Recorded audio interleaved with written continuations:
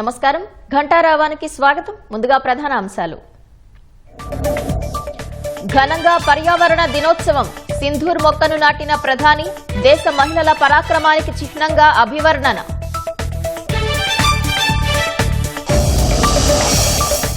సోదరుడికి సీడ్ రాఖీ కట్టాలని మహిళలకు సీఎం చంద్రబాబు పిలుపు. రాష్ట్రంలో 50% పచ్చదనం పెంపే లక్ష్యమన్న పవన్ కళ్యాణ్. మావోయిస్టు పార్టీకి మరో ఎదురుదెబ్బ. ఛత్తీస్గఢ్ ఎన్కౌంటర్లో అగ్రనేత సుధాకర్ మృతి.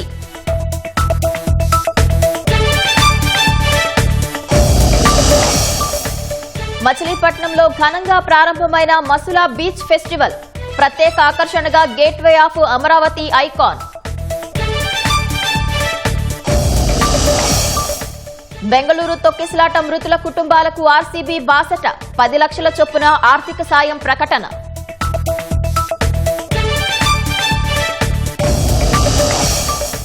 అమెరికాలో అక్రమ వలసదారులపై ట్రంప్ ఉక్కుపాదం. ఒక్కరోజే 2200 మంది అరెస్ట్.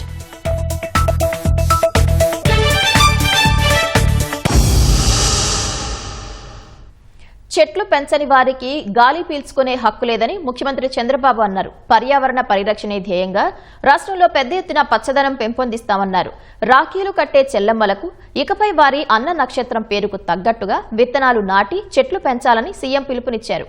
పర్యావరణ పరిరక్షణ కోసం తన వంతుగా ఏడాదిలో 1 కోటి మొక్కలు నాటించడమే లక్ష్యంగా పెట్టుకున్నట్లు ఉప ముఖ్యమంత్రి పవన్ తెలిపారు.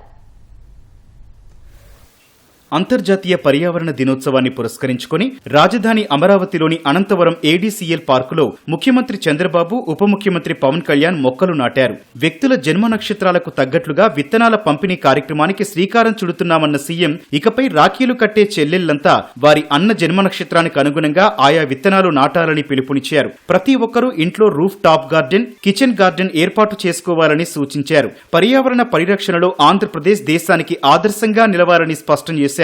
వచ్చే 4 ఏళ్లలో 5 కోట్ల మొక్కలు నాటడమే లక్ష్యంగా ముందుకెళ్లాలని సీఎం అధికారులను ఆదేశించారు. రాష్ట్రంలో పచ్చదనం 37% పెంచాలన్నారు. అమరావతిలో పచ్చదనం పెంచేందుకు ప్రధాని నరేంద్ర మోదీ సూచనల మేరకు మియావాకీ గార్డెన్ల అభివృద్ధికి చర్యలు తీసుకోవాలని సూచించారు. అనంతరం మంత్రులతో కలిసి పర్యావరణ పరిరక్షణ ప్రమాణం చేశారు. చెట్ల ఆవశ్యకత పట్ల అవగాహన పెంచుతూ ఒక్కసారి ఉపయోగించి పడవేసే ప్లాస్టిక్ నియంత్రణలో భాగస్వామిని అవుతానని ప్రతిజ్ఞ చేస్తున్నాను. రాఖీలు కట్టడం రేపటి నుంచి మా చెల్లెమ్మలకు విజ్ఞప్తి చేస్తున్నాం. ఏ అన్నయ్యకు రాఖీ కట్టాలన్నా ఆయన మూల నక్షత్రం తెలుసుకోండి, దానికి సూటబుల్ విత్తనాలు ఇస్తాం. మీరు శుభం కోరుకుంటున్నారు, ఇప్పుడు బెస్ట్ విషెస్ ఇస్తున్నారు. కానీ భవిష్యత్తులో ఆయన భవిష్యత్తు బాగుండాలంటే నక్షత్రం, ఆ నక్షత్రానికి ఏ చెట్టు సూటబులో ఆ విత్తనాలతో అతనికి రాఖీ కట్టాల్సిందిగా మిమ్మల్ని అందరినీ కోరుతున్నా. ఈ సంవత్సరమే ఈ ఉద్యమానికి శ్రీకారం చుట్టాలి. ఈ రాఖీ పండుగ నుంచే ప్రారంభించాలి. రాఖీలు తయారు చేసే వాళ్ళందరికీ విజ్ఞప్తి చేస్తున్నా, నక్షత్రం, చెట్టు పేరు, విత్తనం పేరు, ఈ 2 ఉంటాయి. ఇది మీరు నచ్చిన వ్యక్తికి మీరు కట్టేటప్పుడు ఆయన నక్షత్రం కనుక్కొని దాన్నే కొనండి, అదే కట్టండి. దీనివల్ల రాష్ట్రం మొత్తం చెట్లు పెంచడానికి ప్రత్యక్షంగా పరోక్షంగా మీరు కృషి చేసినట్టు అవుతుందని చెప్పి నేను మీకు తెలియజేస్తున్నా. గత ప్రభుత్వానికి చెట్లు పెంచడం తెలియదు కానీ నరకడం బాగా తెలుసని జగన్ కు సీఎం చంద్రబాబు చురకలంటించారు. జగన్ హెలికాప్టర్లో వెళ్లినా కింద రోడ్లపై చెట్లు నరికేసేవారని చెప్పారు. చేపలు, చికెన్, ఇళ్ల నుంచి వచ్చే వ్యర్థాలను రీసైక్లింగ్ కు ఉపయోగిస్తున్నట్లు సీఎం వెల్లడించారు. చెత్త నుంచి విద్యుత్ ఉత్పత్తి చేస్తున్నామని, వచ్చే 3 ఏళ్లలో వేస్ట్ టు ఎనర్జీ ప్లాంట్లు పెద్ద ఎత్తున ఏర్పాటు చేయనున్నట్లు తెలిపారు. వచ్చే ఏడాది నాటికి పూర్తిగా ప్లాస్టిక్ నిషేధిస్తామని స్పష్టం చేశారు. మొత్తం 175 నియోజకవర్గాల్లో నగర వనాలు ఏర్పాటు చేస్తామని వెల్లడించారు. రీసైక్లింగ్ పై 3 ప్రాంతాల్లో ఎగ్జిబిషన్లు పెట్టడంతో పాటు మొబైల్ వాహనం ద్వారా కళాశాలల విద్యార్థులకు అవగాహన కల్పించాలని సూచించారు. ఈరోజు ఒక్కరోజే 1 కోటి చెట్లను నాటుతున్నాం. ఈ సంవత్సరం 5 కోట్ల మొక్కలు నాటబోతున్నాం. అయితే ఈ 5 కోట్లే కాకుండా 50% గ్రీన్ కవర్ ఈ రాష్ట్రంలో ఉండాలి. ఇటీవల గవర్నమెంట్ వచ్చింది, వాళ్ళకి చెట్లంటే తెలియని గవర్నమెంట్. అది చెట్టు వల్ల ఉపయోగం తెలియదు, చెట్లు నరకడం తప్ప చెట్లు పెట్టనే గవర్నమెంట్ అది. ఎక్కడన్నా ముఖ్యమంత్రి హెలికాప్టర్లో పోతా ఉంటే కింద నుండే చెట్లన్నీ ఎగిరిపోతాయి. ఈ రోజు నేను వస్తున్నా, మా ఉప ముఖ్యమంత్రి వస్తున్నాడు. ఎక్కడైనా ఒక్క చెట్టు నరుకుతున్నావా తమ్ముళ్ళు చెల్లెమ్మలు మీరే చెప్పమని మిమ్మల్ని అందరూ అడుగుతున్నా. చెట్టు లేని జీవితాన్ని ఊహించలేమని, ఒకప్పుడు చెట్లు ఆధారంగానే ఇంటి అడ్రస్లుండేవని ఉప ముఖ్యమంత్రి పవన్ కళ్యాణ్ చెప్పారు. ప్రకృతిని ప్రేమించే వ్యక్తి సీఎంగా ఉండటం మన అదృష్టమని పవన్ కొనియాడారు. వచ్చే ఏడాది పర్యావరణ పరిరక్షణ దినం నాటికి 1,000,000 మొక్కలు నాటించడమే లక్ష్యంగా పెట్టుకున్నట్లు పవన్ వెల్లడించారు. చెట్టు మనకి ఆధారం. కేవలం పక్షులకి వీటికే కాదు, ప్రతి ఒక్కరికి చెట్టు లేని జీవితాన్ని ఊహించుకోండి. ఇదివరకు మనం పెరిగేటప్పుడు ఒక 30 సంవత్సరాల క్రితం ఎవరన్నా మా ఇంటికి వెళ్ళాలి అంటే అక్కడ పెద్ద మర్రి చెట్టు ఉంటుంది. ఆ మర్రి చెట్టు నుంచి కుడి చేతిలోకి వెళ్తే ఈ దారి ఉంటుంది. ఎవరి ఇల్లు ఫ్రెండ్ ఇల్లు తెలియాలంటే ఎలారా మీ ఇంటికి రావడం అంటే మా ఇంటి ముందు గోరింటాకు చెట్టు ఉంటుంది. ఇట్లాంటివన్నీ పోయినాయి. ఇప్పుడు అసలు చెట్టే ఆనవాళ్ళు అయ్యేది. అలాంటి చెట్లని మనం సంరక్షించుకోవడం మానేస్తాం. కానీ అదృష్టవశాత్తు మనకి ప్రకృతిని పరిరక్షించగలిగే అవగాహన ఉన్న ఒక బలమైన వ్యక్తి మనకి ముఖ్యమంత్రిగా ఉన్నారు. మనకి అందుకు మనం నిజంగా గర్వించాం. ఈరోజు మా అందరికీ కూడా ఆయన ఇచ్చిన టార్గెట్స్ ప్రతి చోట 33% ఉండాలి ఫారెస్ట్ కవర్ అంటే, మా అందరికి ఇచ్చిన టార్గెట్ ఒక 50% ఆంధ్రప్రదేశ్లో ఉండాలి. ఆంధ్రప్రదేశ్ తలమానికంగా ఉండాలి. ఈ పర్యావరణానికి సంబంధించి కానీ, అటవీ సంరక్షణకు కానీ, నగర వనాలకు కానీ, చెట్లు విరివిగా పెంచడానికి కానీ వాటిని స్ఫూర్తిగా తీసుకొని వారిచ్చే సూచనలు సలహాలు తీసుకొని వచ్చే సంవత్సరం ఆయన మీద మనం పెట్టిన బాధ్యతని బలంగా నిర్వర్తించి ఆయన మెప్పు పొందేలాగా మనందరం ముందుకెళ్లాలని మనస్ఫూర్తిగా కోరుకుంటూ సెలవు తీసుకున్నాను. విశాఖలో జూన్ 21న నిర్వహించే అంతర్జాతీయ యోగా దినోత్సవం ద్వారా గిన్నిస్ బుక్ రికార్డు సాధించాలని లక్ష్యంగా పెట్టుకున్నట్లు సీఎం వెల్లడించారు. 5 లక్షల మందితో యోగా నిర్వహించనున్నట్టు తెలిపారు. యోగా ప్రజల జీవితంలో భాగం కావాలని ఆకాంక్షించారు. ప్రపంచ పర్యావరణ దినోత్సవం సందర్భంగా ప్రధాని నరేంద్ర మోదీ 200 ఎలక్ట్రిక్ బస్సులను జెండా ఊపి ప్రారంభించారు. ఢిల్లీ ప్రభుత్వ సహనీయ రవాణా విధానం కింద ఈ బస్సులు హస్తినలో సేవలు అందించనున్నాయి. తల్లి పేరిట ఒక మొక్క కార్యక్రమంలో భాగంగా ప్రధాని ఒక మొక్కను నాటారు. Delhi lieutenant governor V K Saxena, Delhi ముఖ్యమంత్రి రేఖా గుప్తా, కేంద్ర పర్యావరణ శాఖ మంత్రి భూపేంద్ర యాదవ్, ఢిల్లీ మంత్రులు ఈ కార్యక్రమంలో పాల్గొన్నారు. సింధూర్ శాప్లింగ్ పేరిట ప్రధాని తన నివాసంలో ఒక మొక్కను నాటారు. 1971 యుద్దంలో తెగ చూపిన మహిళలు ఇచ్చిన ఆ మొక్క దేశ మహిళల పరాక్రమానికి, స్ఫూర్తికి చిహ్నమని తెలిపారు. పర్యావరణ దినోత్సవం సందర్భంగా మనం ఎదుర్కొంటున్న సమస్యల నుంచి గ్రహాన్ని కాపాడుకోవాలని ప్రధాని పిలుపునిచ్చారు. పర్యావరణాన్ని పచ్చగా బాగా చూసుకుంటున్న వారందరినీ ప్రశంసించారు. భారత్ సొంత ప్రయోజనాలను పక్కన పెట్టి ప్రపంచ పర్యావరణ రక్షణకు పనిచేస్తుందని వీడియో సందేశంలో ప్రధాని వివరించారు. ప్లాస్టిక్ కాలుష్యాన్ని నివారించడమే ఈ సంవత్సరపు ప్రపంచ పర్యావరణ దినోత్సవ థీమ్ అని తెలిపారు. ఇందుకోసం గత 4-5 ఏళ్లుగా భారత్ పనిచేస్తోందన్నారు. మావోయిస్టు పార్టీకి మరో గట్టి ఎదురుదెబ్బ తగిలింది. మావోయిస్టు అగ్రనేత కేంద్ర కమిటీ సభ్యుడు సుధాకర్ ఎన్కౌంటర్లో మృతి చెందారు. ఛత్తీస్గఢ్లోని బీజాపూర్ జాతీయ పార్క్ వద్ద జరిగిన ఎన్కౌంటర్లో సుధాకర్ హతమయ్యారు. సుధాకర్ 40 ఏళ్లుగా మావోయిస్టు ఉద్యమంలో ఉన్నారు. ఆయనపై 50 లక్షల రూపాయల ప్రభుత్వ రివార్డు ఉంది. సుధాకర్ స్వస్థలం ఏలూరు జిల్లా చింతలపూడి మండలం ప్రగడవరం. ఆయన పూర్తి పేరు తెంటు లక్ష్మీ నరసింహాచలం. మావోయిస్టు ఉద్యమంలో ఆయన సింహాచలం, గౌతమ్ అనే మారు పేర్లతో కొనసాగారు. 2004లో అప్పటి ఆంధ్రప్రదేశ్ ప్రభుత్వం మావోయిస్టులతో జరిపిన శాంతి చర్చల్లో సుధాకర్ ఆ పార్టీ ప్రతినిధిగా పాల్గొన్నారు. పాకిస్తాన్ తీవ్రవాద దేశమని అందరికీ తెలుసని నరసరావుపేట ఎంపీ లావు శ్రీకృష్ణదేవరాయలు అన్నారు. ఆపరేషన్ సింధూర్ గురించి వివరించేందుకు 4 దేశాల్లో అనేక మందిని కలిశామని చెప్పారు. ప్రపంచ బ్యాంకు నిధులను ఉగ్రవాద కార్యకలాపాలకు వాడకుండా పాక్ను నిలువరించాలని కోరామన్నారు. ప్రధానమంత్రి గారు, అలాగే ఎక్స్టర్నల్ అఫైర్స్ మినిస్టర్ జయశంకర్ గారు, కిరణ్ రిజిజు గారు, పార్లమెంట్ అఫైర్స్ మినిస్టర్, ముగ్గురి ఆధ్వర్యంలో 7 పార్లమెంటరీ డెలిగేషన్స్ ఆపరేషన్ సింధూర్ గురించి వివరించడానికి, అది చేయడానికి గల కారణాలు ఏమిటి వివరించడానికి ఈ 4 దేశాలు కూడా తిరగడం జరిగింది. మొదటగా ఖతార్ దేశం, రెండవది సౌత్ ఆఫ్రికా, మూడవది ఇథియోపియా, 4వది ఈజిప్ట్. 4 దేశాలు కూడా వెళ్ళడం జరిగింది. ప్రతి దగ్గర కూడా చాలా మంచి స్పందన. కేవలం మనం టార్గెట్ చేసింది కూడా అక్కడ ఉన్న టెర్రరిస్టు స్థావరాలు మాత్రమే టార్గెట్ చేయడం జరిగింది, అంతేగాని మిలిటరీ బేసెస్నో సివిలియన్స్నో కాదు అని కూడా వారికి పూర్తిగా వివరించడం జరిగింది. టెర్రరిజం అనే దాని గురించి కొత్తగా మాట్లాడాల్సిన అవసరం లేదని మాత్రం మాకు తెలిసింది. ఎందుకంటే ప్రతి ఒక్క దేశంలో కూడా టెర్రరిజం అంటే పాకిస్తాన్లోనే ఉంటుంది అనేది ప్రతి ఒక్క దేశం కూడా యాక్సెప్ట్ చేశారు. ఏదైతే దేశం ఉగ్రవాదాన్ని పెంచి పోషిస్తుందో అలాగే అక్కడ ఏదైతే దేశంలో ఉగ్రవాద సంస్థలు ఉన్నాయో వీటి రెండింటికి మాత్రం దయచేసి మేము భారతదేశం తరఫున ఈ రెండింటిని తేడాగా అయితే చూడము. పాకిస్తాన్ వైపు నుంచి ఏదో న్యూక్లియర్ పరంగా బ్లాక్మెయిల్ చేయడానికి ప్రయత్నిస్తే మాత్రం భారతదేశం వైపు నుంచి ఆ బ్లాక్మెయిల్కి మాత్రం ఎట్టి పరిస్థితుల్లో తల ఉంచేది లేదు అని చెప్పి ఈ ప్రపంచ దేశాలకు చెప్పడం జరిగింది. వైసీపీ అధినేత జగన్ ఏపీ బ్రాండ్ ఇమేజ్ ను దెబ్బతీయటమే పనిగా పెట్టుకున్నారని కేంద్ర మంత్రి రామ్మోహన్ నాయుడు దుయ్యబట్టారు. వైసీపీ ప్రభుత్వం చేయలేని ఎన్నో పనులను కూటమి ప్రభుత్వం ఏడాదిలో చేసి చూపించిందని శ్రీకాకుళంలో వివరించారు. అనేది ఆ రోజు వైఎస్ఆర్ కాంగ్రెస్ పార్టీ ప్రజలకు చేసినటువంటి దినం బహుశా వాళ్ళే గుర్తు చేసుకోవాలి. ఈ రోజు వాళ్ళకి ఎందుకు 11 సీట్లకే రాష్ట్ర ప్రజలు పరిమితం చేశారన్నది. జగన్మోహన్ రెడ్డి గారి తాలూకా ఈ రోజు ప్రయారిటీ ఏంటి? పెట్టుబడులేవి రాకూడదు, శాంతి భద్రతలు అసలు సరిగ్గా ఉండకూడదు, రాష్ట్రంలో ఏదో ఒక కార్యక్రమాన్ని మనం విమర్శిస్తూ అసలు ఏదో జరిగిపోతుంది అన్నటువంటి మాయాజాలం ఒకటి రాష్ట్రంలో సృష్టించాలి. మీరు గత సంవత్సరంలో జరిగినటువంటి ప్రోగ్రామ్స్ తీసుకోండి, అన్ని ఈ కేటగిరీలో వచ్చినవి తప్ప కన్స్ట్రక్టివ్గా రాష్ట్రానికి మంచి చేసే ప్రోగ్రాం ఒక్కటి కూడా ఇన్వాల్వ్ అయ్యి లేదు. నా సూచన ఏంటంటే ఇలాగా ఇది చేస్తే 150లో 5 తీసి 11 చేశారు, 151లో ఈ 11లో 1 తీసి 1 చేస్తారు. అది హామీలను ప్రాధాన్యత క్రమంలో ప్రభుత్వం నెరవేరుస్తుందని మంత్రి సత్యకుమార్ యాదవ్ చెప్పారు. విజయవాడలో నిర్వహించిన ప్రభుత్వ ఉద్యోగుల సంఘం కౌన్సిల్ మహాసభకు సత్యకుమార్ ముఖ్య అతిథిగా హాజరయ్యారు. ఈ సభలో ప్రభుత్వ ఉద్యోగుల సంఘం రాష్ట్ర అధ్యక్షుడిగా కెఆర్ సూర్యనారాయణ, ప్రధాన కార్యదర్శిగా రమేష్ కుమార్ తో కూడిన 23 మంది కార్యవర్గాన్ని ఏకగ్రీవంగా ఎన్నుకున్నారు. ఎన్నికైన నూతన కార్యవర్గంతో మంత్రి ప్రమాణ స్వీకారం చేయించారు. ఉద్యోగుల సమస్యలను ప్రభుత్వం దృష్టికి తీసుకెళ్లి పరిష్కరిస్తామని మంత్రి సత్యకుమార్ తెలిపారు.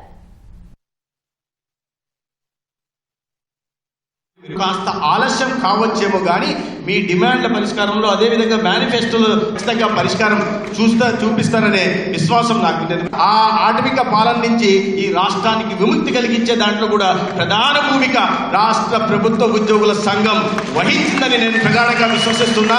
ప్రభుత్వానికి ప్రజలకు మధ్య వారధులుగా ఉంటూ పనిచేస్తుంటే కష్టపడుతుంటే మీరు దాచుకున్న జీపీఎఫ్ సొమ్ములు కూడా ప్రభుత్వం దొంగతనం చేయడమేదో నాకు అర్థం కాలేదు. ఎక్కడ ప్రపంచంలో ఏ రాష్ట్రంలో కూడా జరిగి ఉండదు. ప్రభుత్వంలో ఆఖరికి హక్కు సంగతి పక్కన పెట్టు, నెల జీతం పెన్షన్ అనేది కూడా రాజుగారి దయ, ప్రభువుల వారి భిక్షగా మారిపోయింది. అలాంటి పరిస్థితుల్లో ఈ రాష్ట్రంలో ఉద్యోగస్తులందరూ నిస్సహాయులుగా మారిపోతే దాన్ని నిలబెట్టాలని, మా చెల్లింపుల్ని చట్టబద్ధం చేయమని ప్రభుత్వానికి ఆదేశించండి లేదా సూచించండి అని దరఖాస్తు ఇచ్చినందుకు నేనేదో నేరం చేసినట్టు, ఘోరం చేసినట్టు, కాశ్మీర్ తీవ్రవాదిని అన్నట్టు, పాకిస్తాన్ తీవ్రవాదిని అన్నట్టు నన్ను, నా నేతృత్వంలో ఉన్న ఉద్యోగ సంఘాల వ్యవస్థని, నా కుటుంబాన్ని ఊచకోత కోసేసింది నాటి ప్రభుత్వం.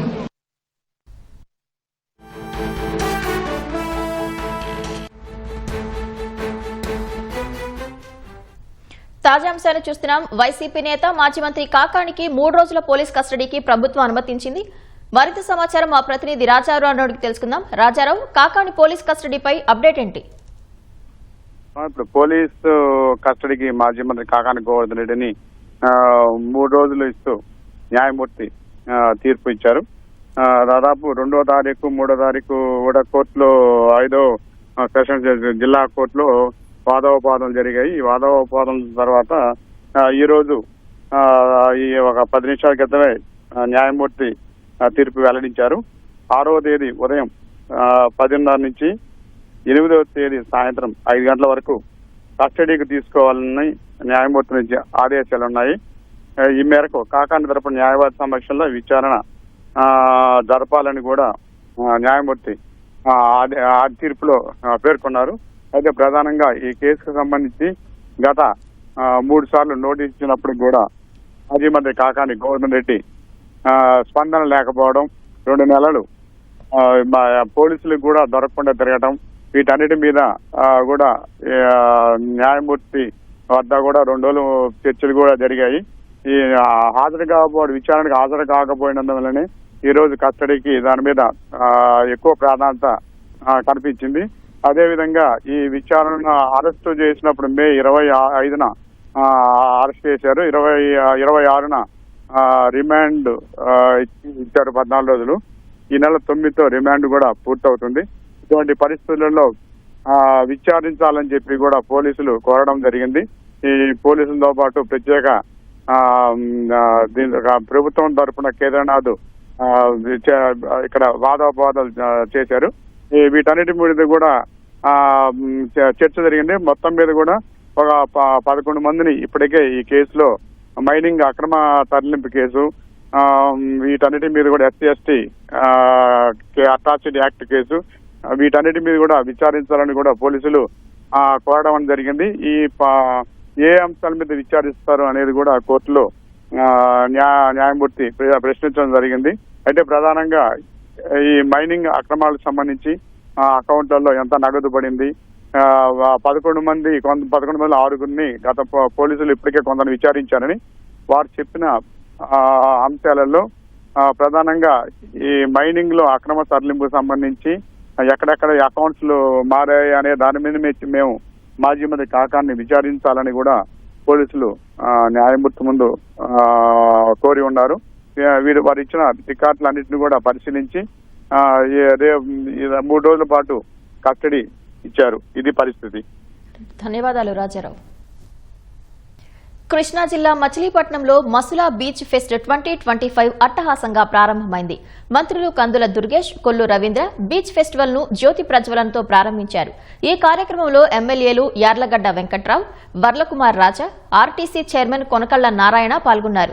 తొలుత బీచ్ ముఖద్వారం వద్ద ఏర్పాటు చేసిన gateway of Amaravati iconic tower ను మంత్రులు ప్రారంభించారు. అనంతరం 100 అడుగుల ఎత్తులో ఏర్పాటు చేసిన జాతీయ పతాకాన్ని ఆవిష్కరించారు. బీచ్ ఫెస్టివల్ కు పర్యాటకులు పెద్ద సంఖ్యలో తరలివచ్చారు. 4 రోజుల పాటు జరిగే ఈ ఉత్సవాల్లో beach kabaddi, beach volleyball, kayaking పోటీలు నిర్వహించనున్నారు.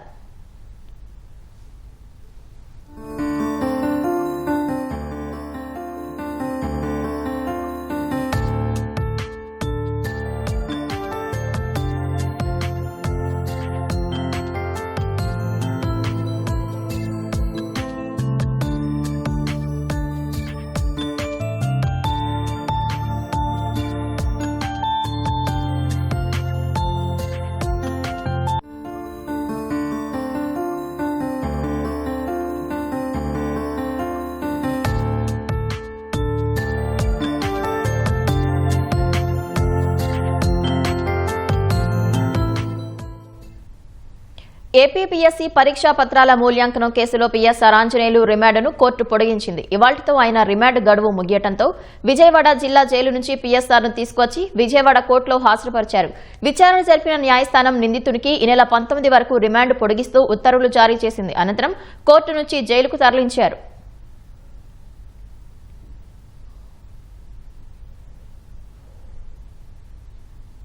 చిత్తూరు జిల్లాలో ఈత సరదా 3 పిల్లల ప్రాణాలు తీసింది. వీకోట మండలం మోట్లాపల్లిలో 3 8వ తరగతి విద్యార్థులు చెరువులో ఈతకు వెళ్లారు. బురదలో చిక్కుకుపోయారు. గట్టుపై ఉన్న సహచరులు ప్రమాదాన్ని పసిగట్టి బయటకు తీసే ప్రయత్నం చేశారు. అయితే ఘటనా స్థలిలోనే 2 ప్రాణాలు కోల్పోగా మరో విద్యార్థి వీకోట ఆసుపత్రికి తరలించాక ప్రాణాలు కోల్పోయాడు.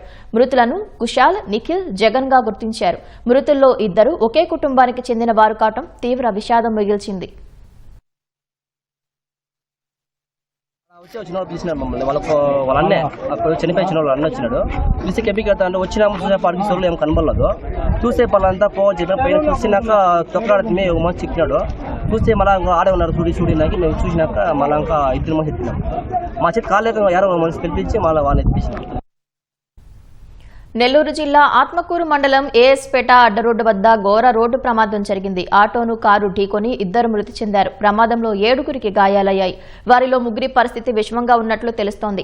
పొగాకు గ్రేడింగ్ కోసం వెంకట్రావుపల్లి నుంచి తెల్లపాడుకు వెళ్తున్న కూలీల ఆటోను కారు ఢీకొట్టడంతో ప్రమాదం జరిగింది. ఆటోలో 12 మంది ప్రయాణిస్తుండగా 2 అక్కడికక్కడే మృతి చెందారు.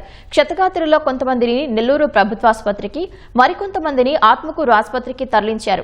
ఘటనపై సీఎం చంద్రబాబు, మంత్రి లోకేష్ విచారం వ్యక్తం చేశారు. గాయపడిన వారికి మెరుగైన వైద్యం అందించాలని అధికారులను ఆదేశించారు. మృతుల కుటుంబాలకు ప్రగాఢ సానుభూతి తెలిపారు. ప్రభుత్వం అన్ని విధాలా అండగా ఉంటుందని హామీ ఇచ్చారు. ప్రమాదం పట్ల మంత్రి ఆనం రామనారాయణ రెడ్డి తీవ్ర దిగ్భ్రాంతి వ్యక్తం చేశారు. 10వ తరగతి ప్రశ్నాపత్రాల మూల్యాంకనంలో తప్పిదాలు జరిగాయంటూ వైసీపీ విద్యార్థి విభాగం నేతలు మంగళగిరిలోని విద్యాభవన్ వద్ద చేపట్టిన ఆందోళన ఉద్రిక్తతకు దారితీసింది. వినతి పత్రం ఇస్తామంటూ విద్యాభవన్లోకి చొచ్చుకెళ్లేందుకు వైసీపీ శ్రేణులు యత్నించగా పోలీసులు అడ్డుకున్నారు. 5గురు వస్తే తామే కార్యాలయంలోకి తీసుకెళ్తామని నచ్చచెప్పారు. వినిపించుకొని వైసీపీ నేతలు పోలీసుల్ని తోసుకుంటూ కొంత దూరం ముందుకు వెళ్లారు. వినుకొండ రోడ్డుపై బైఠాయించి ప్రభుత్వ వ్యతిరేక నినాదాలు చేశారు. వైసీపీ విద్యార్థి విభాగం నేత పానుగంటి చైతన్య పోలీసులతో దురుసుగా ప్రవర్తించారు. చివరకు 5గురు వైసీపీ నేతలు లోపలికి వెళ్లి అధికారులకు వినతి పత్రం అందించారు.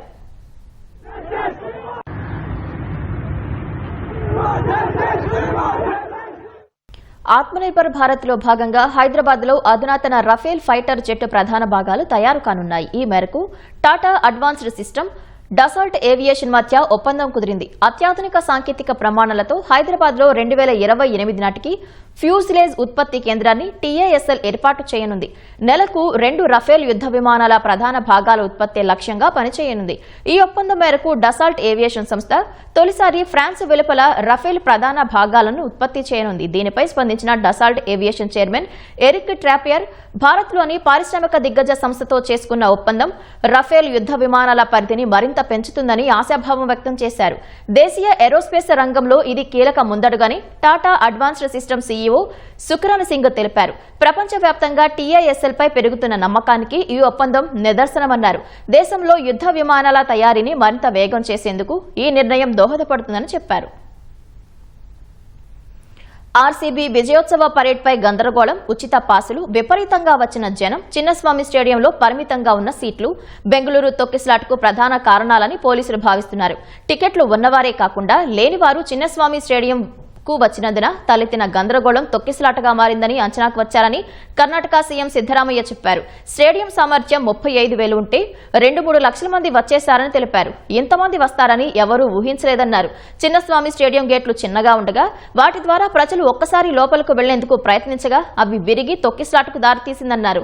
అన్ని అంశాలు దర్యాప్తులో తెలుస్తాయన్నారు. ఎలాంటి విజయోత్సవ ర్యాలీ ఉండబోదని పోలీసులు చెప్పగా మధ్యాహ్నం 3:14 సాయంత్రం 5 గంటలకు విజయోత్సవ ర్యాలీ నిర్వహిస్తామని ఆర్సీబీ యాజమాన్యం తెలిపింది. shop.royalchallengers.com లో ఉచిత పాసులు తీసుకోవచ్చని సామాజిక మాధ్యమం ఎక్స్లో ఆర్వీబీ పోస్ట్ చేసింది. భిన్న ప్రకటనల మధ్య అభిమానులు స్టేడియం వద్దకు చేరుకుని గేట్లు ఎక్కేందుకు ప్రయత్నించడం తొక్కిసలాటకు దారితీసిందని పోలీసులు చెప్పారు. అటు నిన్నటి తొక్కిసలాటలో చనిపోయిన వారి కుటుంబాలకు ఆర్సీబీ యాజమాన్యం 10 లక్షల చొప్పున ఆర్థిక సాయం అందించనున్నట్లు ప్రకటించింది. అక్రమ వలసదారులపై అమెరికా అధ్యక్షుడు డొనాల్డ్ ట్రంప్ ఉక్కుపాదం మోపుతున్నారు. ఈ నెల 3న ఒక్కరోజే 2200 మందిని immigration and customs enforcement ICE అధికారులు అరెస్ట్ చేశారని ఎన్బీసీ న్యూస్ పేర్కొంది. ఇది ఐసీఈ డిపార్ట్మెంట్ చరిత్రలోనే ఓ రికార్డని తెలిపింది. ఉన్నతాధికారులు నిర్దేశించిన లక్ష్యాలను పూర్తి చేసేందుకు ఐసీఈ అధికారులు alternative to detention programme ATD కింద నమోదు చేసుకున్న వారిని లక్ష్యంగా చేసుకున్నట్లు వెల్లడించింది. ఏటీడీ కింద నమోదు చేసుకున్న వారిపై యాంకిల్ మానిటర్లు, స్మార్ట్ ఫోన్ యాప్లు, ఇతర జియో లొకేషన్ పరికరాలతో నిత్యం నిఘా ఉంచుతారని వివరించింది. ఏటీడీలో నమోదైన వారికి తొలుత ఐసీఈ కార్యాలయాల నుంచి సందేశాలు వచ్చాయని తెలిపింది. వారు ఐసీఈ కార్యాలయాలకు వెళ్లగానే అరెస్టు చేశారని వెల్లడించింది. ప్రతిరోజు 3,000 మందిని అదుపులోకి తీసుకోవాలని ట్రంప్ సహాయకులు Stephen Miller, homeland security secretary Kristi Noem ఇటీవల ఐసీఈకు ఆదేశాలు జారీ చేసినట్లు తెలిసింది. లక్ష్యాన్ని అందుకునేందుకు ఫెడరల్ లా ఏజెన్సీల నుంచి అదనంగా 5,000 మంది సిబ్బందిని ఐసీఈ నియమించుకుందని సమాచారం.